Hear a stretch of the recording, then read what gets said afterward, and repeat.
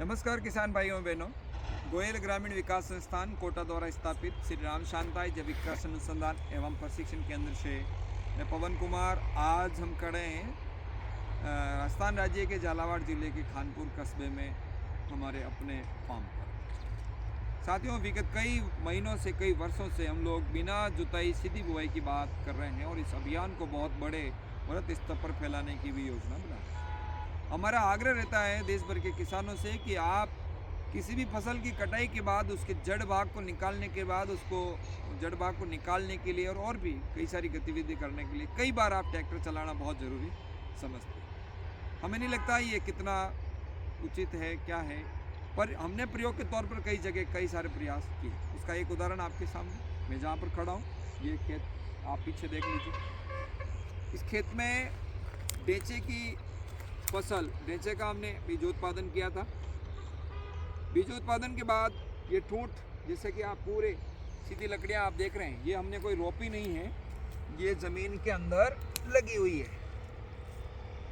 ये ज़मीन के अंदर लगी हुई है और ये हमारे लिए कोई आफत नहीं कर रही है। और सीधा डेचा काटने के बाद इसके अंदर हमने पीछे तक, ये बहुत लंबा है, लंबाई में और चौड़ाई में देखेंगे तो 1 बीघा से आसपास का एरिया है। इसमें सीधी हमने गेहूं की बिजाई की है।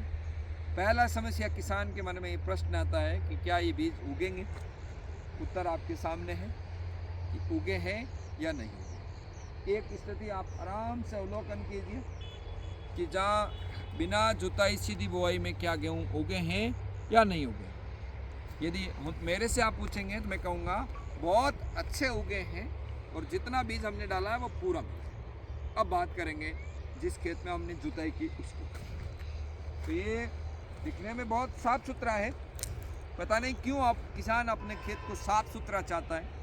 कई सारी बातें हो सकती है उसके पीछे। यहाँ पर भी आप देखिए इतना ही अंकुरण हुआ है। पीछे पूरी आप लाइन देख लीजिएगा, इतनी लाइनें, इतनी स्थिति है। फर्क इतना सा है, उसमें डेचे के ठूंठ सीधे खड़े हैं और इसमें डेचे के ठूंठ आड़े पड़े।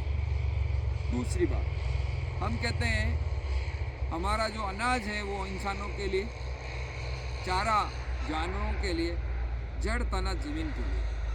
लेकिन हमने इन जड़ को ज़मीन से जुताई करके, गहरी जुताई 3-4 बार गहरी जुताई करना, ज़मीन की अल्टा पल्टा करना, और ये सारी जड़ें निकाल के हम बाहर पटक देते हैं। तो ये जड़ें बाहर फेंक देंगे तो क्या होगा, ज़मीन को कुछ नहीं मिलना है। धीरे धीरे ये पानी के साथ बह के कहीं और चल जाएगी। कुछ हमारे किसान साथी इसको बीन लेंगे, कुछ किसान साथी इसको जला देंगे। कई बार भारी आंधी आएगी, बबूले आएगा, उड़ के चल जाएंगे। ज़मीन के लिए कुछ नहीं बचेगा। कई वर्षों तक 20 साल 30 साल जैविक खेती करने वाला किसान भी आज ये कहता है कि मेरे खेत में कीड़े इतने ही लगते हैं जितने लगते थे, ऐसा ही रोग इतने लगते हैं जितने लगते थे, खरपतवार भी इतना ही। तो हमारा प्रश्न ये रहता है कि केवल आपने एग्रो केमिकल को छोड़ा है, बाकी चीज़ों को भी छोड़ा या नहीं छोड़ा। उसमें सबसे महत्वपूर्ण है जुताई। जितनी आप जुताई करेंगे उतना ही खेत को नुकसान होगा। और ये प्रत्यक्ष उदाहरण आपके सामने देख सकते हैं। वहाँ पर बीज उगा है, यहाँ पर भी उगा है, लेकिन यहाँ 2-3 बार हमने खनन किया है, गहरी जुताई की है। खनन शब्द किसी खनिज तत्वों को निकालने के लिए, पत्थर निकालने के लिए, धातु निकालने के लिए किया जाता है। यहाँ तो हमें अनाज निकालना, वो भी ज़मीन के 4 इंच ऊपर की भाग से निकालना है, तो खनन की क्या आवश्यकता है। पर पता नहीं क्यों ऐसा किसान करते हैं। इस वीडियो के मार्फत आपको इतना ही दिखाना चाहते हैं कि आप इस जुताई से कुछ परहेज करिए। और मन में बहुत सारे सवाल आएंगे, बहुत सारी शंका रहेगी। शंका दूर करने के लिए 1 बीघा आधा बीघा का प्रयोग कर लीजिए, बस आगे की रणनीति अपना आप तय हो जाएगी। नमस्कार।